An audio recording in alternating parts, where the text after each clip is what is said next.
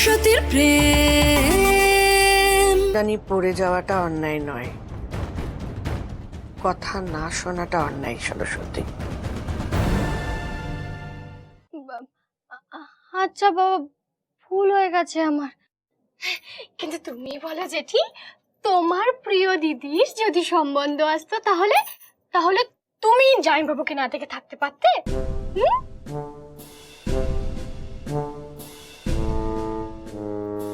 ও জেঠি, যদি আমি আর কখনো করবো না, আমার ভুল হয়ে গেছে, আর কোনোদিনও করবো না। এবার বলো না, জামাইবাবু কি বললো? দিদিকে পছন্দ হলো?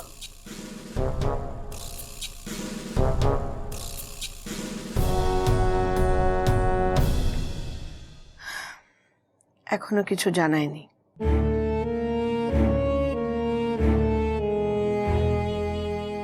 বলেছে বাড়ি ফিরে জানাবে।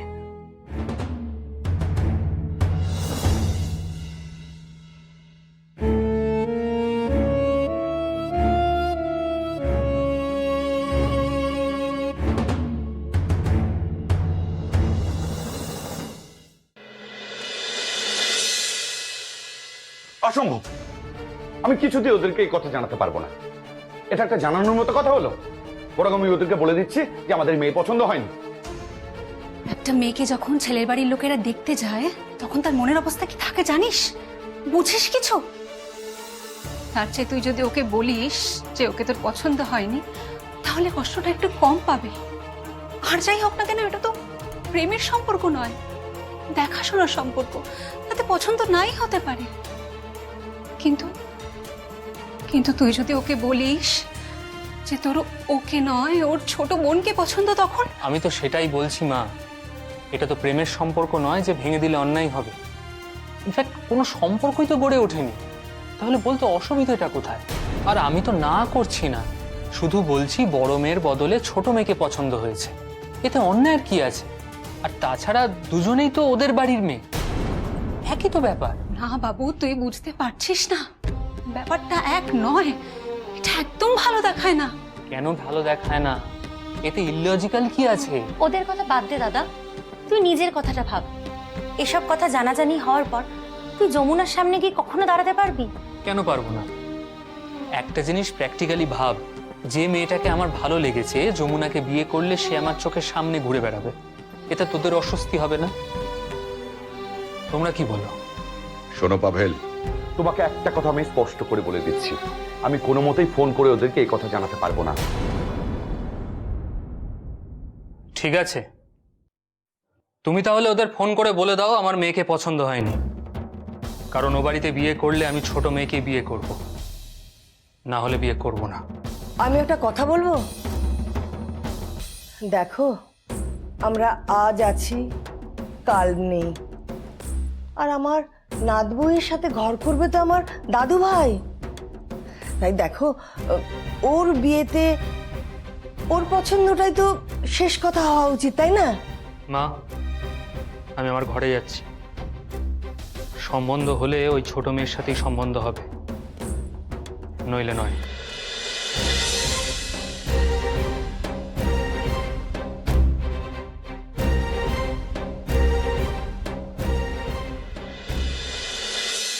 দেখো, এই ওষুধটা তুমি আমাকে 2বার দেবে আর 3বার দেবে। ডাক্তারবাবু, হ্যাঁ, দেখুন পেশেন্টের অবস্থা খুব ক্রিটিক্যাল, রাতে বাড়ির একজনকে থাকতেই হবে। কিন্তু মানে ডাক্তারবাবু, রাতে তো বাড়ি থেকে থাকার মতো কেউ নেই। আর কালকে আমার অফিসের একটা ইম্পর্টেন্ট মিটিং আছে, তার জন্য আজকে রাতের ফ্লাইটে আমাকে দিল্লি বেরিয়ে যেতে হবে। দেখুন, সময়ের যখন এতই অভাব, তাহলে বাবাকে নিয়ে সরকারি হাসপাতালে এনেছেন কেন? কোনো একটা নামি দামি নার্সিংহোমে রাখতে পারতেন। ডিসগাস্টিং।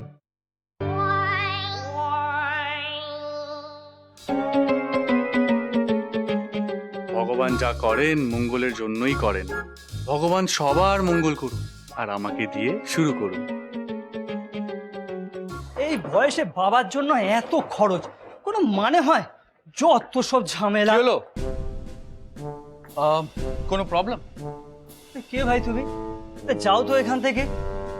সে না হয় আমি চলে যাব, কিন্তু আপনি এখানে থাকবেন তো সারা রাত? ডাক্তার রাতে বাড়ির লোককে থাকতে বলেছে, আর আপনার একটুও ইচ্ছে নেই কি, তাই তো? কি বেকার টেনশন বলো তো। আরে মশাই, বেকার টেনশন তো পুষছেন কেন? বেঁচে দিন। বেচে দেবো? টেনশন? অফকোর্স। শুনুন, যতক্ষণ না আপনার বাবা সুস্থ হয়ে উঠছে ততক্ষণ আপনি আমাকে নিজের ভাই হিসেবে দত্তক নিয়ে নিন। আর রাত 8টা থেকে সকাল 8টা অবধি থাকার জন্য আমাকে পার ডে 500 টাকা করে দিয়ে দেবেন। বাস, প্রবলেম সলভ। এরকম হয় নাকি? হ্যাঁ, আরে চাইলে সবই হয়। রাতে ইমার্জেন্সির কেসগুলো সব আমি সামলে নেব, আপনি একটা আয়া রেখে নেবেন। ওই খাওয়ানোর জন্য বিছানা পরিষ্কার আর বাথরুম করানো, এইসব নানা রকমের পেটি কাজের জন্য। তুমি সত্যি কাজটা করবে? আরে কেন করব না, আমি তো প্রতিদিন কারো না কারো ভাই, ভাইপো, না হলে ভাগ্নে হই। যাই হোক, আপনি ভিজিটিং কার্ডটা দিন, পেমেন্টটা ছুটির পর নেব। কই দিন? হ্যাঁ হ্যাঁ হ্যাঁ, এই যে।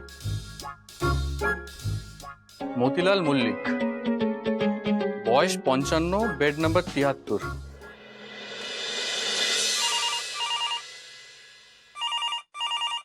আরে উলুদা ছেলের বাড়ি থেকে ফোন এসছে, এবার নাচ গান গাই হলো।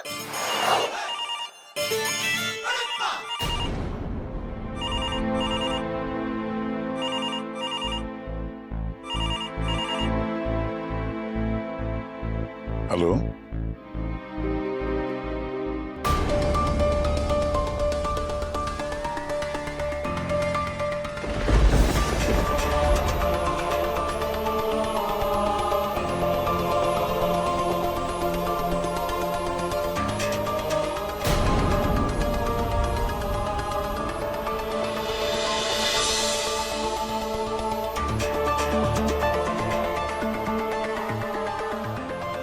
কি গো, কার ফোন ছিল? ওদের বাড়ি? ওরা সরস্বতীকে পছন্দ করেছে।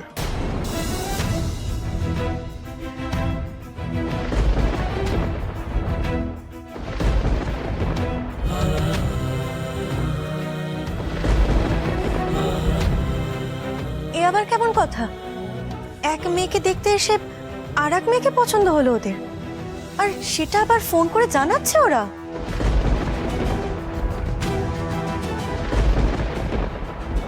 ওদের দোষ দিয়ে কি লাভ?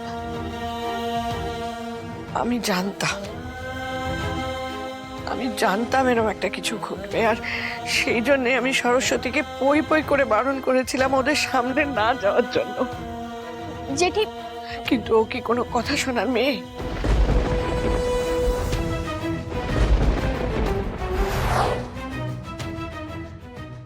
দিদি দিদি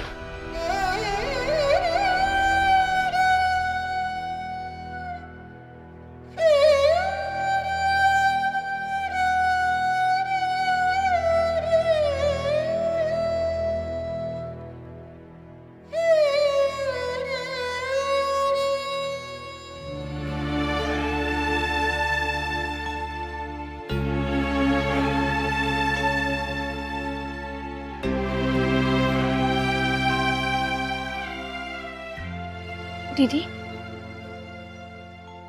দিদি তুই কাঁদছিস কেন? হ্যাঁ, ওদের কথাই কি শেষ কথা নাকি? ওরা যা বলবে সেটাই হবে। তুই ভাবে কাঁদিস না, তুই বিশ্বাস কর, আমি যদি বুঝতে পারতাম তাহলে আমি ঘর থেকেই বেরোতাম না। তুই কাঁদিস না। না সরস্বতী, তুই এখন নিজের ঘরে যা।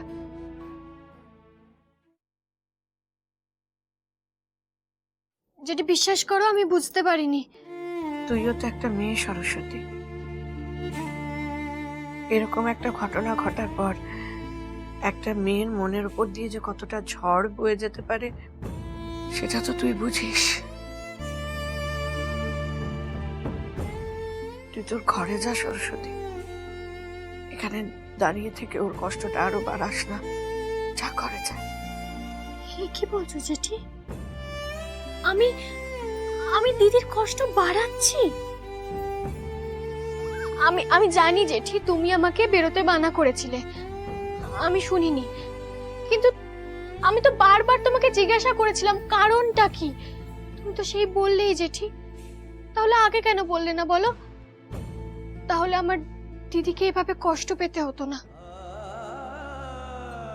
মা, বোনের কি দোষ? তুমি ওকে কেন বকছো? দোষ তো আমার কপালে। সত্যি তো, আমার বোন রূপে গুণে সব দিক থেকে আমার থেকে অনেক উপরে। আমিও ধারে কাছেও আসি না। মাঝে মাঝে নিজেকে খুব ছোট মনে হয়, জানো তো। আমার জন্য আমার বোন ঘরে মুখ লুকিয়ে বসে থাকবে, না হলে লোকে আমাকে কদর করবে না। দিদি, এসব তুই কি বলছিস? হ্যাঁ, কি বলছিস? মানুষের সৌন্দর্যের বিচার তার রূপ থেকে হয় নাকি? মানুষের আসল সৌন্দর্য তো তার মনে হয়। আর তোর মতন সুন্দর মনের মানুষ এই পৃথিবীতে আর কেউ নেই রে, কেউ নেই। আর তুই ওদের বাড়ির মানুষগুলোর কথা ভাবতো, ওদের মনগুলো কত ছোট।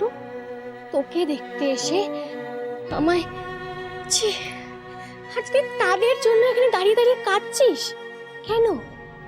সবার সাথে বসবি, চ চ আমার সাথে চ। তুই যা বল, আমাকে একটু একা থাকতে দে। কখনো না দিদি, তুই যদি আমার সাথে না যাস তাহলে আমি কিন্তু নিজেকে কোনোদিনও ক্ষমা করতে পারবো না। চ প্লিজ, আমার সাথে চ, প্লিজ চ। আয়।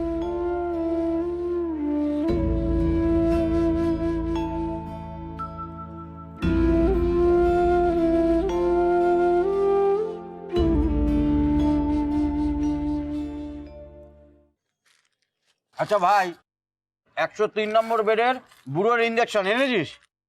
এনেছি। গুড। আচ্ছা, মাসিমার ওষুধ এক্সচেঞ্জ করেছিস? মাসিমা? মাসিমা? আরে ভাই, এরকম গোলাস না। আরে ওই মাসিমা যে, যার তুই বোন সাজলি, আরে যে সকালবেলা উঠেই কাঁটালি কলা চিড়ে ভাজা খায়। ও আচ্ছা আচ্ছা আচ্ছা, মাসিমা, হ্যাঁ মনে পড়লো। হ্যাঁ, ওর ওষুধ এক্সচেঞ্জ হয়ে গেছে। গুড। এ ভাই, ওই বুড়ির কাঁটালি কলা চিড়ে ভাজাটা এনেছিস তো? এনেছি। নেক্সট? নো নেক্সট, আজকের কোটা কমপ্লিট। Very good. তাহলে এবার আমাদের স্পেশাল কন্টিনেন্টাল ডিনারটা চট করে রেডি কর দেখি। এ ভাই, কন্টিমন্টি বলে আমাকে আর সেন্ডে দিস না। দেখ, নিনে এবার খাবারটা বের কর। জিতে পেয়েছি বাবা। এ পল্টু, হ্যাঁ, আজ সারা রাত ঘুমানো যাবে না রে। কেন? পেশেন্ট নাম্বার 73টা খুবই ক্রিটিক্যাল। ও, যে কোনো সময় ডাক আসতে পারে। নাম্বার 73 মতিলাল মল্লিকের বাড়ির লোক অনুসন্ধান অফিসে দেখা করবেন। এই নে, হয়ে গেল। তুই খা, আমি দেখে আসি।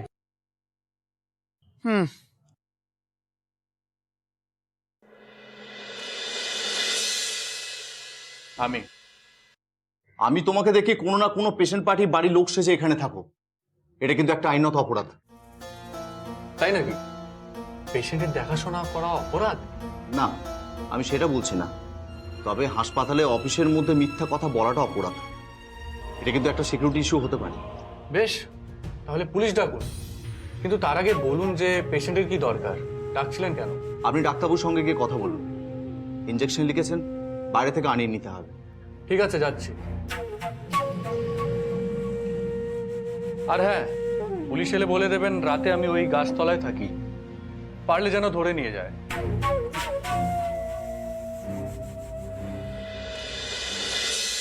না না না না, আমার মনে হয় এ বাড়ির সাথে কথা না বাড়ানোই ভালো। যাকে দেখতে এসেছে তার সম্বন্ধে কথা না বলে অন্যকে নিয়ে কথা বলছে, এই আবার কি? আর সরস্বতীটারও বলিহারি যাই। জেঠি যখন তোকে না করলো তখন বাইরে বেরোনোর কি দরকার ছিল? কে বলেছে, কেন বলেছে, কি কারণে বলেছে, এসব নিয়ে কচকচ করার কি দরকার আছে বাবা? আমি না মেয়েটাকে নিয়ে পারছি না। যদি তখন এই কথাগুলো শুনতো তাহলে তো এমন অনর্থ ঘটতো না। ও সেচদি, আমি বলছি কি, তুমি এত মাথা গরম করো না। হ্যাঁ, আর সরস্বতীটাকেও শুধু শুধু বকাবকি করো না। তাছাড়া আমাদের সরস্বতী কেমন মেয়ে সেটা তো আমরা খুব ভালো করেই জানি। বড্ড ছেলে মানুষ মেয়েটা, তাই হয়তো না বুঝেই এরকম করে ফেলেছে। দেখো, আমাদের সরস্বতী কিন্তু যমুনাকে চোখে হারায়। ছোট বুঝতেই যখন পারতো তখন ওর বাইরে বেরোনোর দরকারটা কি ছিল? বড়দের কথা অমান্য করলে এই অবস্থায় হয়, জানিস তো? এসব কথা নিয়ে এখন আর আলোচনা করে কি হবে? যা হওয়ার তা তো হয়েই গেছে। আসলে আমার মেয়েটারই কপাল খারাপ, এত ভালো একটা সম্বন্ধ এসেছিল।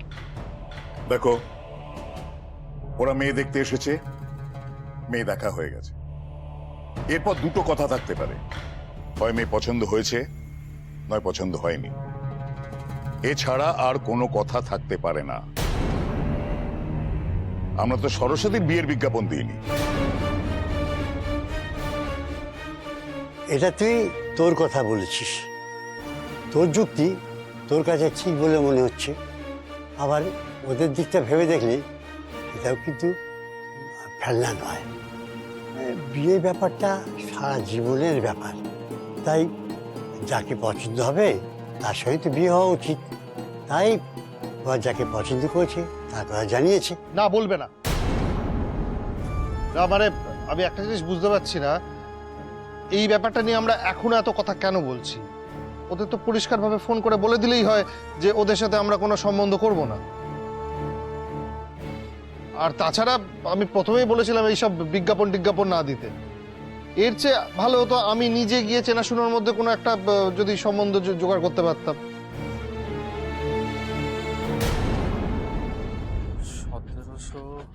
1700, ভাই 1800। রোহিত,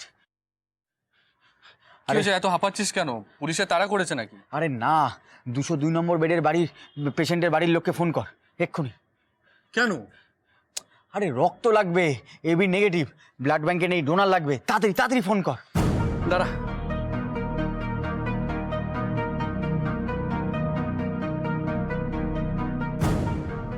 এ ভাই, কি হলো? কেটে গেল। আবার কর, আবার কর।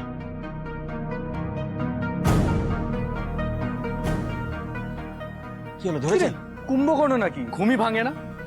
রাতে টেনশন নেওয়ার জন্য আমাকে 500 টাকা করে দিচ্ছে, আর নিজে নিজে নাকে সর্ষে তেল দিয়ে ঘুমোচ্ছে। এ ভাই, কেসটা কিন্তু সিরিয়াস। এবার কি হবে? আরে এতগুলো টাকার ব্যাপার, পেশেন্ট পার্টির সাথে কথা না বলে তো এগোনোও যাবে না।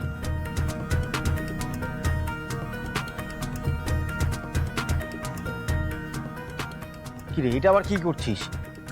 ও, তো সেই বিখ্যাত হ্যানা চিরকুটের বাক্স। ইয়েস, আমার মুশকিল আসান। চল তাড়াতাড়ি একটা চিরকুট বের কর। কিন্তু ভাই, ডাক্তার বলেছে আজকে রাতের মধ্যে অপারেশন না করলে পেশেন্ট টসকে যেতে পারে। আরে তুই ঘাবড়াচ্ছিস কেন? চিরকুট যা বলবে সেটাই হবে। নে নে, তোল তোল, তাড়াতাড়ি তোল।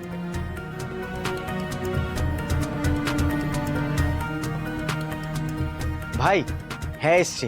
এবার এবার কি? এবার হ্যাঁ এসেছে তো অপারেশন হবে। কিন্তু কি করে হবে? এতক্ষণ তো না উঠবে বলে ভয় চিরকুটি তুলতে চাইছিলিস না, যেন তোর নিজের আত্মীয়রই অপারেশন। আর এখন হ্যাঁ উঠেছে দেখেও টেনশন করছিস। তুই তো একটা ভগবানকেও কনফিউজ করে দিবি। হ্যাঁ, আরে না, সেটা না, এতগুলো টাকার বিষয়, পেশেন্ট পার্টির সাথে রেট ফিক্স না করে কি হেল্প করাটা ঠিক হবে? শোন পল্টু, আমার নিজের নিয়ম আমি নিজেই বানাই, নানা ধান্দা করে পয়সাও রোজগার করি, কিন্তু আমার সেই নিয়মগুলো এত কঠোরও না যে কারো প্রাণ চলে যাবে। দরকার পড়লে এক আধ দিন নিয়ম ভাঙতেও হবে। ম্যাক্সিমাম কি হবে, কটা টাকা কম দেবে, অন্য কোনো ভাবে তুলে নেব। চাপ নিচ্ছিস কেন? কিন্তু পরে যদি একটা টাকাও না দেয়? কি, 1 টাকাও দেবে না? শোন ভাই, রোহিতের টাকা খেলে না বাঘেরও পেট খারাপ হয়ে যাবে। আর এ তো সামান্য পেশেন্ট পার্টি, আমার টাকা আমি ঠিক বের করে নেব। তুই বিনা পয়সা টেনশন খাস না তো। এই দাঁড়া দাঁড়া, কি হলো আবার? পেশেন্টের তো রক্ত লাগবে, এখনো পর্যন্ত ডোনার জোগাড় হয়নি, কি হবে? বন্দা হাজির। মানে তুই রক্ত দিবি? আমারও তো এবি নেগেটিভ, এর মানে এক্সট্রা ইনকাম। শোন ভাই, এবার চল, নাহলে কিন্তু পেশেন্ট সত্যি সত্যি টসকে যাবে। চল। এই কিন্তু ভাই, তুই এখন যে রক্ত চুপ কর, চল। না না, একটা ব্যাপার আছে তো। আমি শুধু ভাবছি, ওনাদের এক ঝলক দেখেই সরস্বতীকে পছন্দ হয়ে গেল। তাছাড়া দোতলার বারান্দা থেকে ভালো করে তো দেখাও যায় না। অপমান, অপমান। এইভাবে একটা মেয়েকে দেখতে এসে আরেকটা মেয়েকে পছন্দ করা, এটা তো অপমানেরই হলো, তাই না? হ্যাঁ, এই নিয়ে তোরা বড্ড বেশি ভাবছিস। না না বাবা, প্রবাল তো ঠিকই বলেছে। এটা তো যমুনার অপমান না, আর যমুনার অপমান মানে আমাদের সকলের অপমান। ওনারা কি এরকম করে ফোনে কেউ বলে? ওদের বাড়িতেও তো মেয়ে আছে, একবার মনটা বুঝলো না একটা মেয়ের মনে কি হয় সেটা।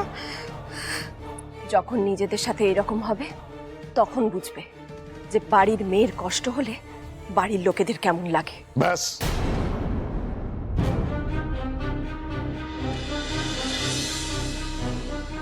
ওই বাড়িতে আমাদের কোনো মেয়ের বিয়ে আমরা দেব না, আর এ নিয়ে এ বাড়িতে আর কোনো আলোচনা হবে না। এক্স্যাক্টলি, মানে এ ব্যাপারে দাদার সাথে আমি সহমত। সম্বন্ধ এরকম অনেক আসবে যাবে, কিন্তু এ নিয়ে বাড়ির লোকজনদের মধ্যে মনোমালিন্য আমরা চাই না। ওই ছেলের সাথে কোনো সম্বন্ধেরই দরকার নেই। ঠিক বলেছ, ওদের দু বোনের মধ্যে মন কষাকষি হোক সেটা আমি একদমই চাই না। তার থেকে বরং ওই ছেলের সাথে সম্বন্ধ না হওয়াই ভালো। হ্যাঁ, তুমি একটা কাজ করো, তুমি ফোনটা করে ওদের জানিয়ে দাও। হ্যাঁ, আমি এক্ষুনি দিচ্ছি।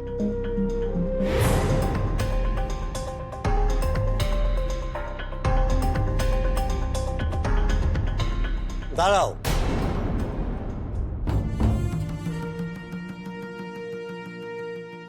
ফোন করার আগে আমার কথাটা একটু ঠান্ডা মাথায় ভেবে দেখো। ভীমা খবর এনেছে সেটি কোনো বদভ্যাস নেই, স্বভাব চরিত্র ভালো, আর ভীমার খবর সঙ্গে কোনো প্রশ্ন থাকতে পারে না। তাছাড়া আমরা নিজেরাও তো দেখেছি সেটি শুধু ভালো নয়, বেশ ভালো, ভদ্র, নম্র, রূপে গুণে তাকে বাতিল করার কোনো প্রশ্ন ওঠে না। আশা করি আমার সঙ্গে তোমরা দ্বিমত হবে না ব্যাপারে। এখন প্রশ্ন হচ্ছে, সেই ছেলেটি আমাদের যমুনা দিদিভাইকে পছন্দ না করে সরস্বতী দিদিভাইকে পছন্দ করি। হ্যাঁ, এতে ছেলেটি গুণের কোনো ফেলনা নেই। হ্যাঁ, ছেলেটি সৎসাহস দেখে আমার কিন্তু প্রশংসা করতে ইচ্ছা করছে। না, তাহলে তুমি কি করতে বলছো বাবা? ওই ছেলের সাথে সরস্বতীর বিয়ে দিতে বলছো? না না, আমি সে কথা বলছি না, আবার দুম করে ওদের না বলে দিতেও বলছি না। আপাতত ওদের ফোন করে সময় চেয়ে নাও, আর তোমরা নিজেরা ঠান্ডা মাথায় বসে আলোচনা করে যা ঠিক হবে ওদের জানিয়ে দেবে। বেশ, তাই করো।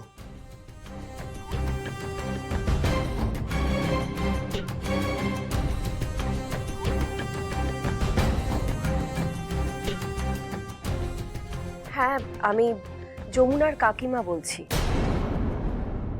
আপনাদের প্রস্তাব আমরা শুনেছি, কিন্তু এত তাড়াতাড়ি আমরা কোনো সিদ্ধান্ত নিতে পারছি না, তাই আলোচনা করে কদিন পরে আপনাদের জানিয়ে দেব। নমস্কার।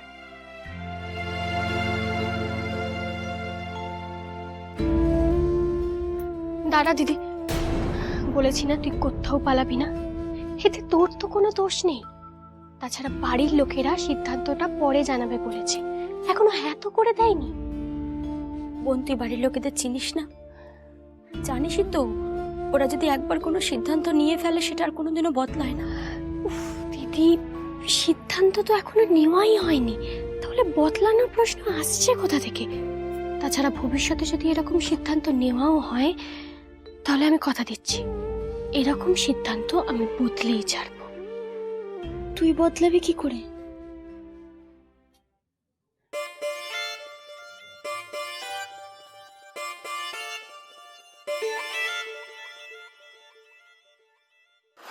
আমার নাম হলো অসাধ্য সাধনকর। ও, তা আপনি সব কাজ করতে পারেন? পারি না এমন কিছু তো এখনো প্রমাণ করতে পারিনি। একজন আছে যে এই সমস্যার সমাধান করে দিতে পারে। দিদি দিদি, তুই শুধু আমাকে একটু সময় দে, আমি কথা দিচ্ছি তোর ওই ছেলের সাথেই বিয়ে হবে।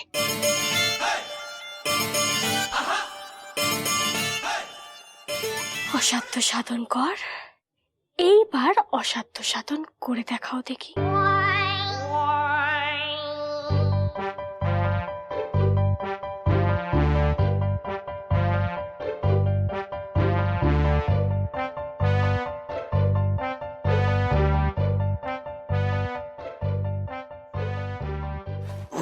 চল ভাই চল। কি হলো ভাই, কি হয়েছে? কি হলো কি?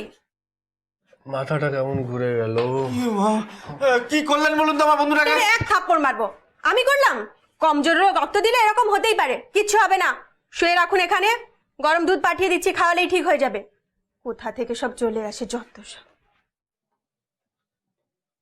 ভাই কি হলো ভাই? হ্যাঁ, তুই আমার কথা শুনতে পাচ্ছিস ভাই?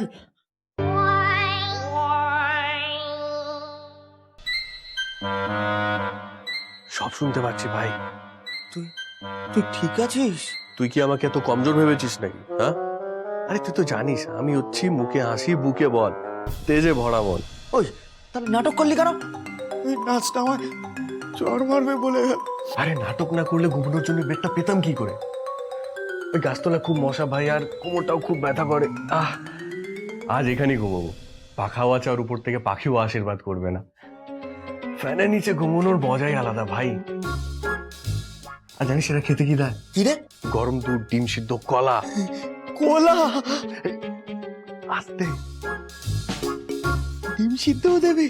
ও মা, ভাই তোর নামে একদিন মন্দির তৈরি হবে, দেখবি দলে দলে লোক ঝুড়ি নিয়ে কলা আর ডিম সিদ্ধ ভর্তি করে নিয়ে আসছে। জয় বাবা রোহিতানন্দের জয়। তথাস্তু। বোন এবার কি হবে আমি তো কিছুই ভাবতে পারছি না। কি করব সেটা ভাবতে হবে, কিন্তু কিছু না কিছু পথ আমি ঠিক বের করব। তুই কি ভাবলি? হ্যাঁ, বাড়ির লোক জামাইবাবুর সাথে বিয়ে ঠিক করে দেবে আর আমি সেটা মেনে নেব, করেও নেব। নেবার কাবি নেই, উপরতে ঢেকি খেলে যায়।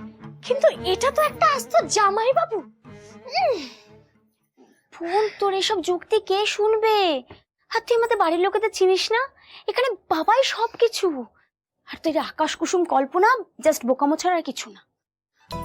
দিদি, আরে তোর ব্লাড গ্রুপ কি রে? ব্লাড গ্রুপ কেন? B positive. B positive, so B positive. হ্যাঁ, সারাক্ষণ খালি মানবে না, করবে না, হবে না, দেবে না। কেন এসব বারবার বলিস না তো? সিচুয়েশনটাই এমন করতে হবে যাতে মানতে বাধ্য হয়। চালাকির দ্বারাই মহৎ কার্য করব, বুঝেছিস? বাংলায় অসাধ্য সাধন বলে একটা কথা আছে, তারও তো একটা কার্যকারিতা আছে নাকি? বোন সে আছে, কিন্তু আমাদের বাড়িতে সেটা অচল। তুই জানিস না, স্বয়ং ভগবানের কথা ওই বাড়িতে চলে না। কিন্তু একজন আছে যে চুটকিতেই অসম্ভব কাজটা করে ফেলতে পারে, শুধু টাকা দরকার। কি আবল তাবল বলছিস? মানে কার কথা বলছিস? অসাধ্য সাধন কর।